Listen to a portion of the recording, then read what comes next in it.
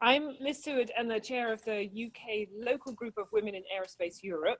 The aim of the group is to enhance networking across the industry, to try and tackle unconscious bias in the workplace, and also to highlight the experts that we have already in the space industry who are in senior positions.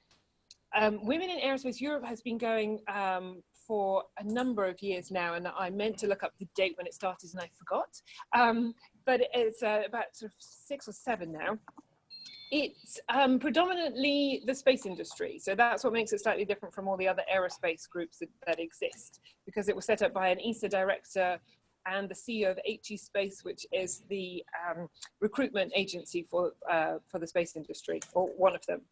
And the reason that we did the UK group is to try and tie into that amazing network of women who are part of Women in Aerospace Europe. As the UK doesn't have a central focus, we have a UK group and not a local city group. When cities get big enough and they'll have their own groups, we can match the rest of Europe where they have groups in Rome, in France, in Paris, in Toulouse, in Bremen, so they're on a more local basis. Because we're more spread out, we are trying virtual events. So this is our 2nd virtual event. We did a presentation earlier in the year from one of our committee members, McNamara at Kinetic, which you can watch online. And then this one is even more interactive. So it's a bit of a test run. All feedback is welcome. Bear with us if it goes wrong, but hopefully so far, I'm not going to say anything else. And Clare McNamara will be leading the session. Clare is on our committee, works for Move Ahead Global and is working with Engage to Move Ahead. And she is, part of her job is coaching women in industries that are, or in technological industries, and where there's a very strong male dominance. And so she is not an aerospace expert, but is more of an expert in using your own skills and how you develop them, and has kindly put together this workshop for us. Afterwards, if you're a member of Women in Aerospace, you will get access to a tool for free, which will be valid for a month, and you can use it to, well, we'll learn from Claire what it is it does. If you're not a member, it's a reduced rate of £125 plus VAT. If you were not involved in this at all, it would be over 200. So it's a good excuse to join up and sign up for Women in Aerospace Europe, but it's the first thing we've done that we're giving a good benefit to our members. So if you would like to use it, please do. Otherwise, I'll hand over to Claire. Thank you. Perfect. Thank you so much, Liz. Liz, just on an admin, I'm going to, just so you know, I'm going to assign you to be a co-host. So if there's anything you spot in terms of people needing help on the technology, I'm just going to do that now. Make co-host. That should come up. Yes. Okay, and then I'm going to begin. I can't see myself. I did see myself before. I don't know if anybody, can people see me? Liz, do you know if they can see me? Can you see me? No, we can't. Oh, well, I can't see anything. I've just got a slice in your onion picture. Okay, fine. That's funny because I can see you, and I was being, let me just see somebody's, there's a chat going on here. Okay. Claire, I can see you. Okay, fair enough. Anyway, so so thanks, Liz, for the, so good afternoon, everyone. And thank you for the introduction, Liz. And yes, welcome to the Women in Aerospace webinar, Slicing Your Onion. Well, what I'm going to be doing is taking you through how identifying your unique strengths could change your future. Now, one of the first things I'm going to do is, I'm going to be taken off camera. Not that you could see me anyway, that's good. So that you can concentrate on the content. Now, we have some interference already. I think we've got someone who isn't on mute. I'm just going to take you through that in just a second, but if you could mute your sound, that would be perfect. Otherwise, everybody else is having to listen to the interference, and it might be that Liz can spot who's doing that and mute and do that, but there is something going on here anyway. So let's carry on now. So, all right. So what we're going to be doing, that's better. I can't hear anything in the interference now. What we're going to be doing is exploring a new concept, onion thinking, that can help us understand why gender in itself need not be a bar to career advancement. You'll also learn some tools to enable you to take the first steps on this journey. Now, I know you're going to have lots of questions, and for those of you who are not familiar with Zoom, I'm going to introduce you to the chat room, as you can see here on the screen. So the chat room here is on the left. You'll access this at the bottom of your Zoom window towards the right. We will be asking some questions, and you can put any questions you like in that. Okay, I've allowed about 10 minutes at the end, and we will answer as many of them as we possibly can. If we run out of time, don't worry, I will personally follow up with you by email. Could I also ask you to mute your sound for those of you joining now and haven't heard that original instruction? And that is, if you see the second image here, it's in the bottom left of your Zoom window. So mute your sound and mute or get rid of your video as well. You can see where to do that there. We're also going to be running a couple of short polls. And the picture on the right shows you what to expect. I won't be asking you if it's raining there, but that's just an example. It's pretty explanatory. At the end of the webinar, we will be telling you, as Liz mentioned earlier on, about our unique values to skills tool, which will help you decide where to focus your energy. It's free to women in aerospace members and offered at a discounted rate of £150, which includes VAT, so 125 plus VAT to non-members. And you'll be pleased to know you also have the chance to listen to this again as we're recording now. So if any of your colleagues wanted to listen to it, they're going to be able to as well. So sit back and enjoy. Okay, first off, let's get your perspective on what's really going on with the gender imbalance issue. Have a look at these three questions. I want to know now, do you agree or disagree? And we're going to run a poll, which I'm going to do just now to see what your response is to that. So launch the poll. Okay, perfect. So you should be able to see that on the screen. Now, I do appreciate you lovely people in Airbus. You're not all, because you're using one connection, you're all going to be able to vote, but we'll get a feel for it anyway. So the results are starting to come in now. I'll just give that a little bit of time. So do you think gender inequality is a real issue in the world? Do you believe it exists in your sector? And have you ever experienced it? Going to be a little bit longer because I know there's a few of you still pondering that question.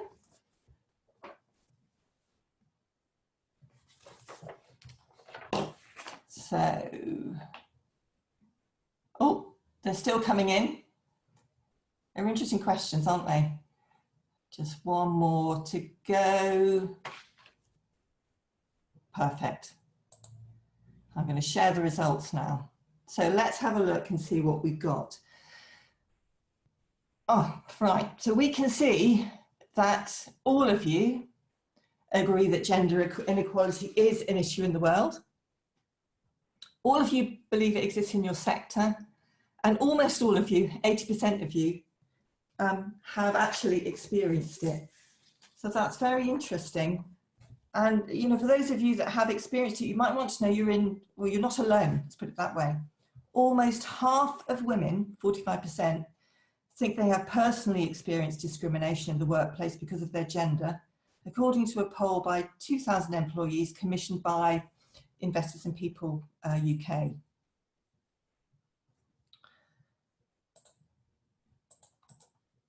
Okay, so have a look at these women here. I hope you can all see them on the screen there. They're all women of influence and highly respected. But are they the exception? Well, in one sense, they are not the exception because they've all experienced challenges and had to battle gender bias to one degree or another.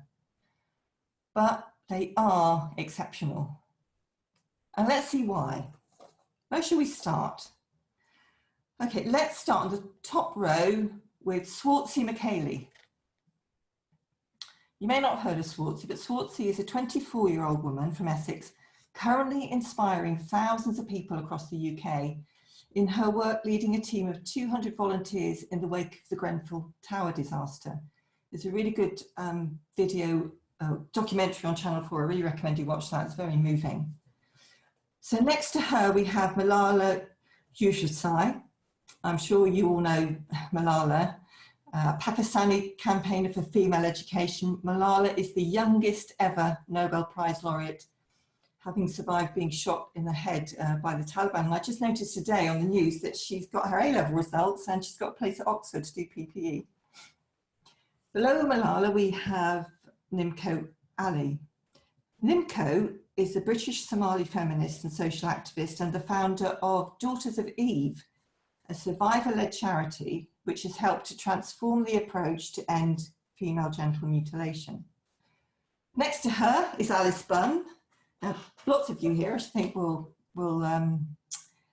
recognise Alice, will know Alice, because she's policy director at the UK Space Agency, and actually one of the first women to negotiate a job share position in such a senior role.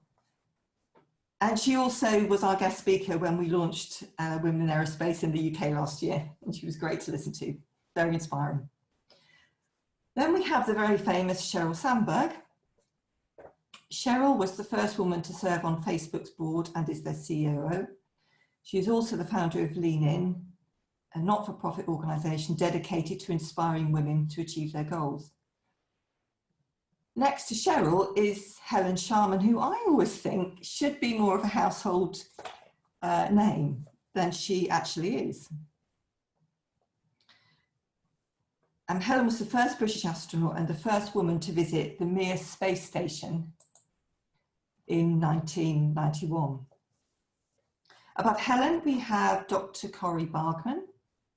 Corrie is a neurobiologist and co-chair of BRAIN, an initiative set up in the States to understand conditions like autism, Alzheimer's, and depression. So far, all modern women, but you'll see here we also have Emmeline Pankhurst. More than 100 years ago, Emmeline began a campaign of direct political action to win the right for women to vote. So clearly, the gender conversation is not new. So yes, we've made progress, but the point is we are still quite a long way from equilibrium. And by the way, what we're talking about here is women and men working together in diverse teams, the best approach to achieve sustainable business success and fulfilling careers, in our view. And you know, to achieve that, we need to get involved and change the conversation. Yes, we can support high-level initiatives like parental leave, elder care leave, flexible working, sponsorship, there's a few. Yes, we can join groups like Women in Aerospace, and we want you to help spread the message and support other women advance their careers. But who is the one person you can definitely influence? Well, it's you. When you look in the mirror, who do you see? Often the way we see the world gives us clues as to how to operate and therefore how we could be truly effective. Let's explore this a little. Have a look at these images. Which one do you relate to the most? Don't think about it for too long. Go with your gut on this one, and we'll do another poll. Let me set that up now.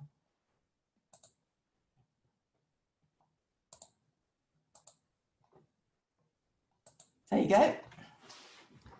So if you could let me know which one of those images that you relate to the most. Okay, they're coming in now. Perfect.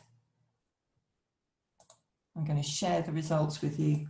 So what do we see? It looks like C is the most popular, followed by A, and the least popular. There's not much in it between B and D. You know, often we ask people to rank their preferences in order, and then you see even wider variations. just close the poll here. So, okay, what appeals to us is different, but what can we take from that? Well, firstly, just because we are not drawn to certain experiences or ways of being doesn't mean we are incapable of doing them. For example, if you look at image A there, you might not fancy the idea of joining the first women-only team to a grueling race across to the North Pole. That's Anne Daniels and Caroline Hamilton there, the British women. But you are nonetheless capable of meeting a stretching goal when necessary. Building sandcastles with friends and family might not be your idea of fun, but if a job needs input from lots of different people working closely together, well, you can do it. Spending time on your own, relaxing with a book might be boring, but clearly not to some of you, because that's quite a popular one here in this group. But if required, you could go solo and research the necessary information. And if bungee jumping from a ridiculous height in a French gorge looks altogether too crazy and is something to be avoided at all costs, this doesn't mean that you will never take risks or never attempt to see the world from a different point of view. How we see the world gives us clues as to how we prefer to be. This kind of information, data, if you like, is like gold dust. This in turn can help us appreciate where to focus our energy. So let's look at this from a different standpoint. What are you seeing? What are you feeling when you look at this picture? Could it be any of these? Completely normal? Organised chaos? A crime scene? Even an art installation? Now that might sound far-fetched, but some of you might recall Tracy Emin's unmade bed, which she exhibited at the Tate Gallery in 1999. It was shortlisted for the Turner Prize and auctioned in 2014, I think it was, by Christie's for, wait for it, a little over £2.5 million. There you go. It's all about perspective. Okay, what's your gut reaction to this image? I wonder if you could tell us that in the chat window. I'm going to give you plenty of time so that Liz can maybe add a few comments from everybody in Airbus then. So I'm going to let's have a look at the chat here and see what's coming in. Very calm and peaceful.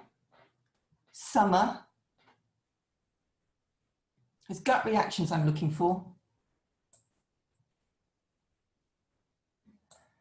Holidays. Time to think. Exploring.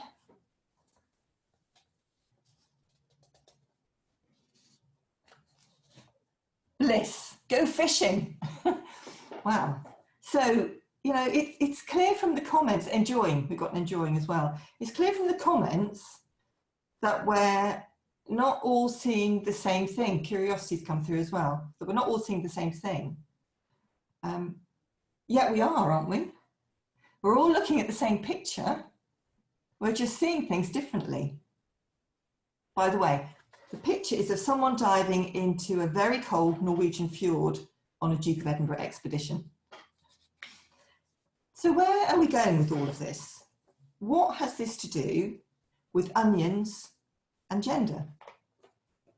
So this is where I'd like to share with you a new concept. It's called onion thinking. Onions have multiple layers, and so do you.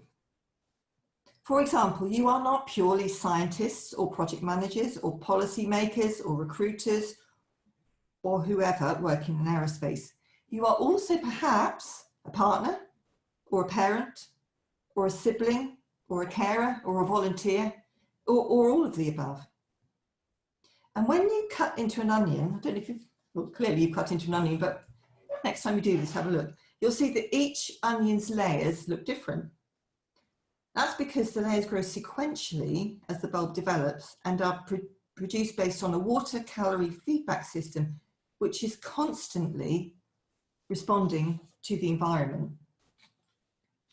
So as you too respond to your environment, your layers get more numerous and more nuanced, so much that your layers are likely to look very different to those of your colleagues, even those in very similar roles. But here's the thing, in reality, in a work situation, people tend to see you quite one-dimensionally as engineers, or as an engineer, a manager, an administrator, etc. And perhaps more surprisingly, that is often how you see yourself. What happens is this, all the while you stay in this one-dimensional frame, which by the way is often what we are conditioned to do from an early age and is completely understandable. You are likely only to see conventional ways to develop your career. That's why standard training courses or conferences, for example, which often of course contain really useful knowledge, are on their own rarely exactly what you need at any given time. Think about it. How often have you, back at work after a course or conference, for example, been welcomed with open arms by someone asking, now what support do you need now? What's the likelihood of a meaningful conversation about how to use these new skills in ways that work best for you? Or how these new skills align to your career development plan?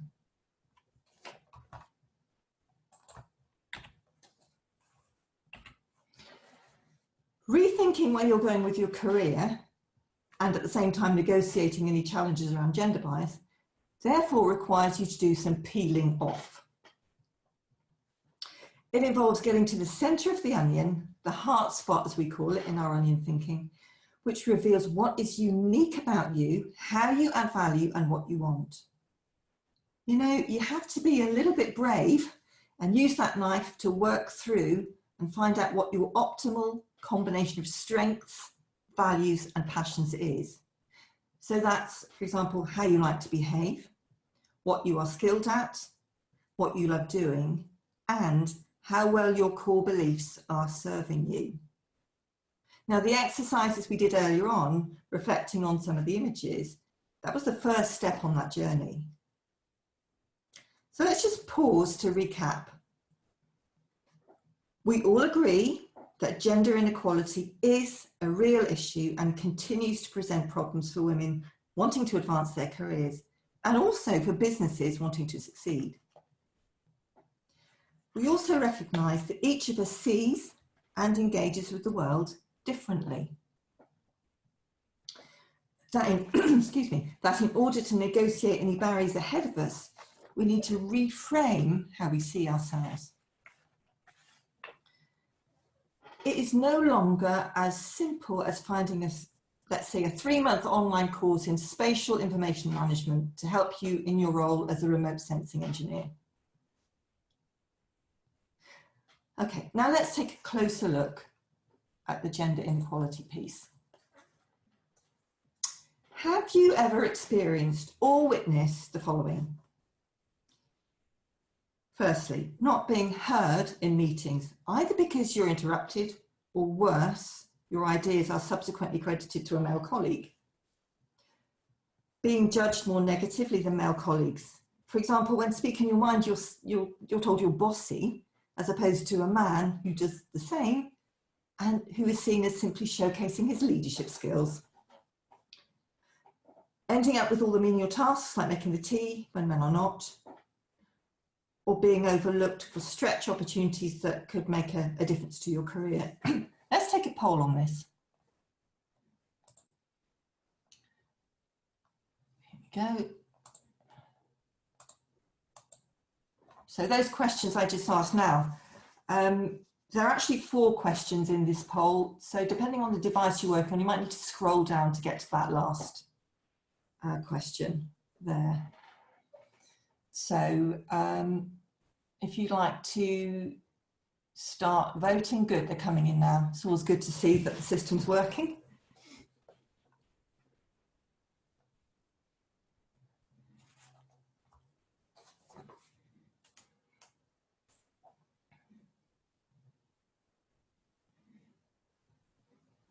So good, nearly all in. I'll wait till you've all had a chance. Plus, of course, all you Airbus people, that would make it, that would change the numbers a little bit. So most of you have voted now, just leave it a little bit longer. Okay, I think I'll go into and end the polling now. Oh no, there's more coming in. I shall wait just a little bit longer. As you look at these questions, it's worth just kind of thinking about what's going through your mind on that one. So I am going to end the polling now. Let's have a look at the results and share the results so you can see them. All right, so what are we saying? So 78% of you, yes, have experienced interruptions or ideas not credited. A little fewer on being judged more negatively, but still quite high, 67%. Being asked to do menial tasks that men are not, 89%.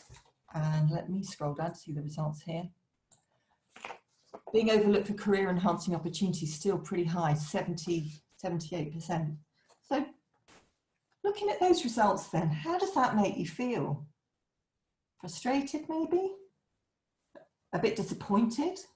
Angry even? But what's the story here? Is it intentional? Do we really believe that our male colleagues and sometimes our leaders are purposefully making things difficult for us? That they are intentionally ignoring the business case for gender equality in a plot to hold on to power? Well, no. Well, although I guess there are always exceptions to the rule, I can read some of your minds, but no, not generally. What we're looking at here is unconscious bias. You've probably all heard of the amygdala in the brain. So the amygdala, which first came into its own when we had to stay safe in the cave and avoid wild animals, makes snap decisions as to whether anyone we come into contact with is part of an in-group, like you, or an out-group, a threat. Now, if your prefrontal cortex, which was a part of the brain that was developed a little bit more recently in human history, fails to regulate your thoughts, which I'm telling you can happen, especially when you're tired or low on blood sugar, for example, you, and by you, I mean human beings in general, will see outgroups as stereotypes, not individuals, and then not see all the ways in which those people could be useful to you. And we also know what would help, don't we? Clearly, there's a whole range of measures that governments and organisations could, and sometimes are doing. These include making the business case, communicating the benefits to men, modelling inclusive behaviour, and really critically ensuring men and women work together, and there are others. So, you know, that's all well and good, but here's a question. What can you do? That's a good question. Well, you could take a lead from any one of these women. What would you say they have in common? Just get you to think about that for a minute. There's probably a few things coming to mind, quite a long list, but you know what really stands out is how confident they seem in their own skin. Their influencing styles are all very different, but what they do really well is own their strengths, and from that project confidence that is engaging despite what they face. But seeing what others do is a good start and it's helpful, but it's not enough. So let's get back to you. Remember what I said at the beginning? You are the one person in your world who can be relied upon to make a change. Here's another question for you.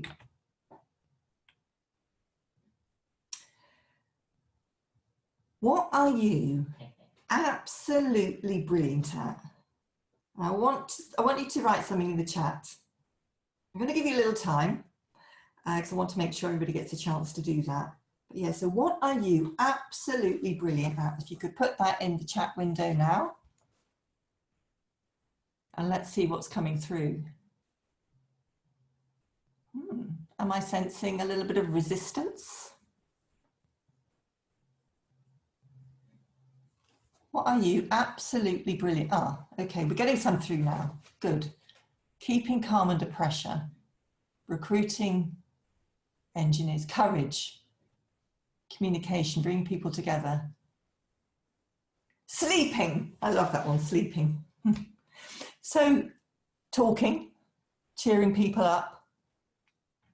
It's interesting, isn't it? So, resistance initially, some clarity coming through now.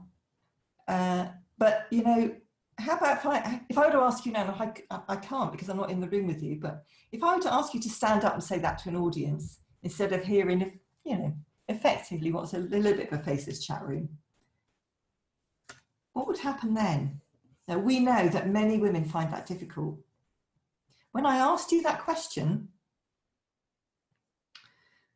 there is a fairly good chance that quite a high percentage of you are feeling just a little bit uncomfortable. So is that because expressing thoughts like this makes you feel like you're boasting, and that in a workplace anyway, you might feel that you're undermining others in the process?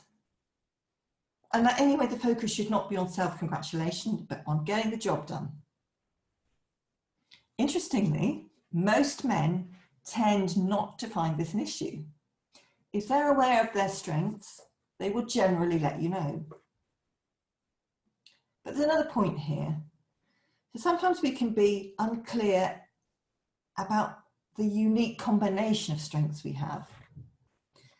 And you know, if you're not clear, you will unwittingly underestimate your value, and in the process may project a degree of uncertainty. So you want to get to a place where you are comfortable to let people know how you can add value, or how you do add value. After all, if they're going to help you find a stretch project, get on the promotion radar, get recognised for your results, basically whatever it is you need to advance your career, well, then they're going to need that information. So what does this mean in practice then? How are you going to make a change? How do you shine more comfortably? Well, there are lots of ways. And in reality, we could run a week-long seminar on each of them. But let's have a brief look at 5 of the best. Know yourself. Remember, this is not just about skills. You need to get that knife out and go deeper to see where the optimal combinations are.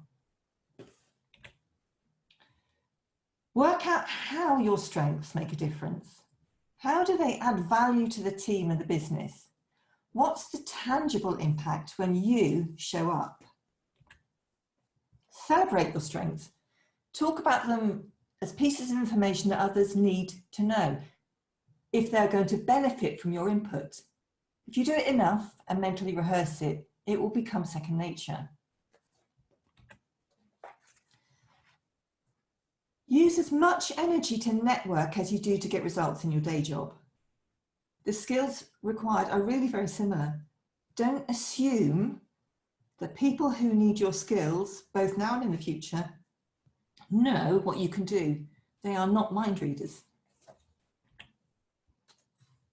What do I mean by this? Gain by giving. Find other women to help along the way. Even if doing so doesn't present an immediate advantage, you will gain a reputation for going the extra mile, and you'll feel good about it too. And that's what you're doing here today, aren't you? Being part of these kind of events and joining groups like Women in Aerospace. Okay. We've covered a lot in the last 45 minutes. Before we go to questions, I wanted to let you know what you can do right now to enhance your personal change and build on what you've discovered today. So as Liz mentioned earlier, we're offering the chance to complete our unique Values to Skills tool, which consists of a series of questions to begin peeling off the layers. and a fully personalised and informative feedback report which will help you decide where to focus your energy. As I say, it's free to Women in Aerospace Europe members and is offered at a discounted rate at 125 plus VAT, which is 150, to non-members. It's going to be available until the 29th of September. We wanted a chance for people to come back on holiday and have a look at it too. Okay. So we've looked at what you can do, but the more important question is, what will you do? So you've just invested, by the time you finished here, almost a precious hour of your time. How are you going to get a return on that in service of your career? What's your next step to shine more comfortably and change your future? What are you going to commit to right now? Now, I'd like you to put that in the chat, even if it's a very, very small step, because articulating it will change the dynamic. You'll be making a promise to yourself and in the presence of others, and that makes quite a big difference to accountability. So let's see what some of you are going to do as a result of coming to this seminar so far. Let's start seeing that in the chat. What else are you going to do? It can be the smallest of steps, what you're going to do with this information now, because information on its own won't do much. Share the message with others, great. So reflect seriously on the last question, I need to get to know myself better. That's so interesting. We can just assume we know ourselves and we don't always, do we? Talking more about what I do, be even more self-assured, reflect and find good skills. So lots and lots of comments coming through there. And that's just a result of a little bit of reflection here in one webinar. So I'm glad about that, because that's why I want you to feel that you can actually do something about it yourself. It's not just about the high level stuff, if you like. Now, before we head into questions, I wanted you to have sight of some of the things that we've been talking about here. And in fact, one of the slides that I missed was, we were talking about unconscious bias there and what happens to it. The issues is that we all have it and we don't always know it. So if you look at the bottom of that slide there, that's really worth having a look at, the Harvard implicit association tests, and look at, no matter how dedicated we are to equality, can have that bias, and it'll help us understand how other people have it too. So the link to our tool is at the top there. If you're interested in joining Women in Aerospace, we have a link there, and the webinar recording won't be on there yet, obviously, because we haven't finished the recording, but it's going to be on the Women in Aerospace site there. So I'd like to thank you for spending this time with us and for all your participation. Obviously, for some of you, this might be the start of your journey, and for others, you'll be further on. But we'd love to keep in touch with you through Women in Aerospace. Now, I want to leave you with someone from whom we can, with a few words from someone from whom we can draw a great deal of inspiration. So very inspirational. Here is an exceptional young woman who most definitely owns her strengths in communication. We've talked about owning strengths. Who understands that she is a product of many factors, as you'll hear in a minute. She has layers, if you like. And who is crystal clear about what she wants for herself and the world. I have found that people describe me in many different ways. Some people call me the girl who was shot by the Taliban, and some the girl who fought for her rights. Some people call me a Nobel laureate now. However, my brothers still call me that annoying bossy sister. As far as I know, I'm just a committed and even stubborn person who wants to see every child getting quality education, who wants to see women having equal rights, and who wants peace in every corner of the world. Do you find that men respond well to this conversation? Well, that is such an interesting conversation. So I think the assumption is they're not interested in, remember Liz, when you were at the UK space conference, you had to do a little bit of persuasion to get people to get men to come to the breakfast, but once they got there, they found it really interesting. I think it's about sharing information and getting the point over that it's about working together. It's not about women ruling the world. It's about looking at the evidence.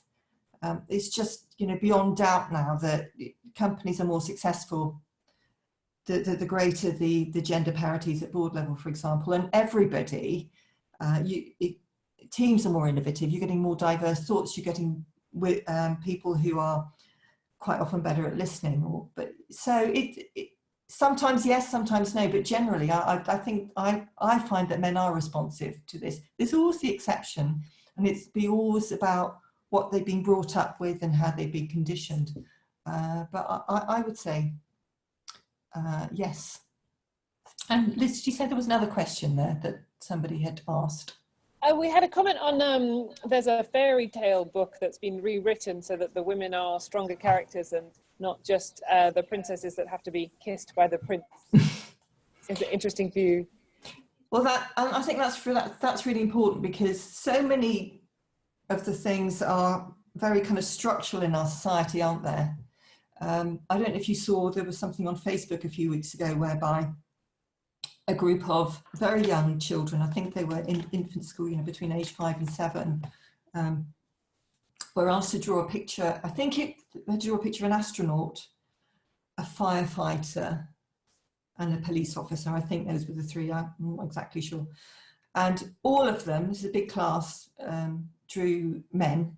And then they were asked, well, would they like to meet an astronaut, a firefighter, and a police officer? Or yes, please. And 3 women came in. And they were asking questions like this of the children, were they in fancy dress? So it's shocking in a way, isn't it? But I think what we need to do is we need more women. There are plenty of women, as we've kind of talked through, and I've shown you, you know, we looked at some of these pictures, who are making a difference. And it's about role modeling that and bringing it to the fore. So what the comment about the fairy tale book is good too, because if little girls grow up from an early age thinking that's all they can do, then that's an issue. And I know some of you here in the seminar are STEM ambassadors. Those are really, really good important things to do as well. So I don't know if that's helpful, but yeah, if you can remember the name of the book. I did hear about that, but I would really be interested in the title, because I've got a great niece, actually. That makes me sound very old, doesn't it? I'd love her to see that. It's called Goodnight Stories for Rebel Girls, we think. Rebel, I like the idea of that. Goodnight Stories for Rebel Girls. Okay, thank you very much.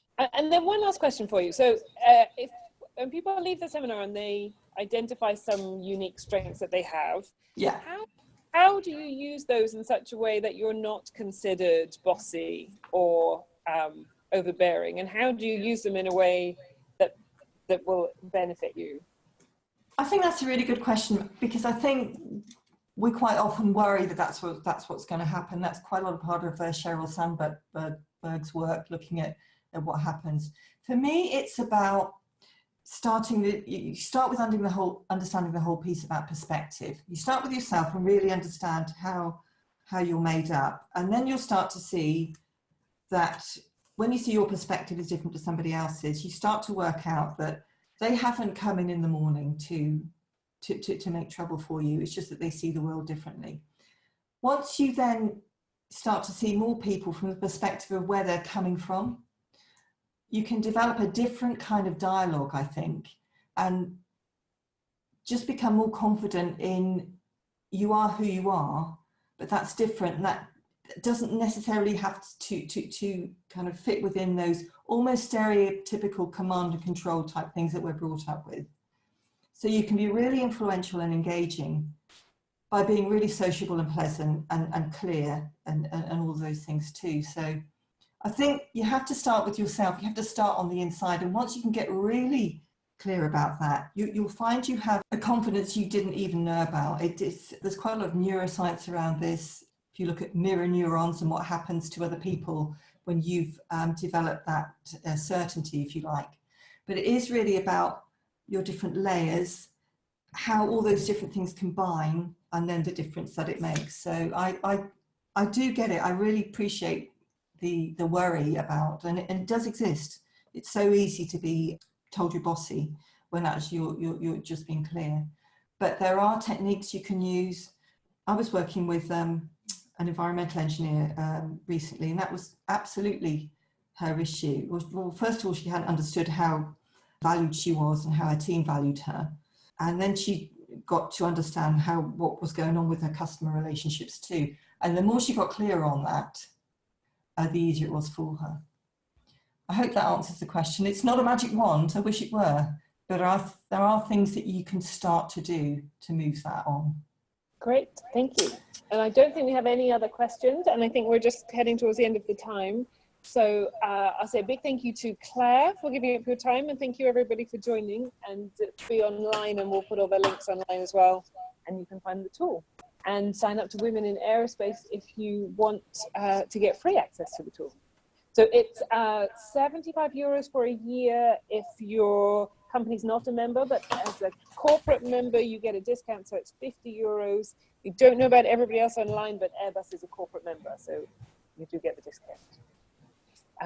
And then I'll leave it to you, Claire, I think, if you've got anything else to say.